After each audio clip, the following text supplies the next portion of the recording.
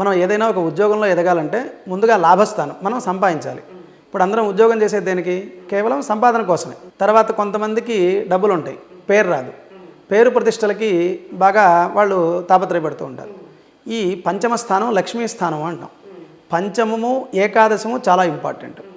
వీళ్ళు ఏంటంటే కొంతమంది బాగా చదువుతారు. ఇందాక నేను చెప్పానుగా మీకు, బాలారిష్ట దోషం లేకపోయినా 100% మార్కులు వచ్చి బాగా చదివినా ఉద్యోగానికి వచ్చేసరికి వారికి మాట్లాడే విధానం రాకపోవడం, లేకపోతే ఇంటర్వ్యూలో సెలెక్ట్ కాకపోవడం, ఇలాంటివి జరుగుతూ ఉంటాయి, మనం చూస్తూ ఉంటాం. ఇదంతా కూడా గురువు పైన చాలా బేస్ అయి ఉంటుంది. సహజంగా కూడా చదువు బాగా ఇస్తాడు గురువు, కానీ రాణింపును ఇవ్వడం చాలా తక్కువగా ఇస్తాడు. మరి ఒక గురువు బాగా ఇచ్చి చదివిస్తే మరి రాణింపు ఇచ్చేటువంటి గ్రహం ఏది? ఆ రాణింపు ఇచ్చేటువంటి గ్రహం వీడికి ఎలా ఉంది అనేది మనం చూసుకోవాలి. ఒక జ్యోతిష్యం ఎవరైతే మనం చూస్తున్నామో, ఒక పర్సన్ ఉన్నారు, మనం ఒక పర్సన్కి జాతకం చూస్తున్నాం. అసలు ఈ జాతకంలో ఇతనికి ఉద్యోగంలో ఎలాంటి ఉద్యోగం వస్తుంది, వచ్చిన తర్వాత దీంట్లో రాణింపు ఉంటుందా ఉండదా? ఆ రాణింపు కోసం కూడా, ఉద్యోగం రావడం కోసం కూడా జ్యోతిష్ శాస్త్రంలో పరిహారాలు ఉంటాయి మనకి. తర్వాత కొంతమందికి ఆ ఉద్యోగంలో ఉన్నతమైనటువంటి స్థానంలో ఉంటారు, కానీ వాళ్ళకి ఇష్టం ఉండదు. ఇష్టం లేక ఉద్యోగం చేస్తూ ఉంటారు. నేను చాలామందిని చూస్తూ ఉంటాను.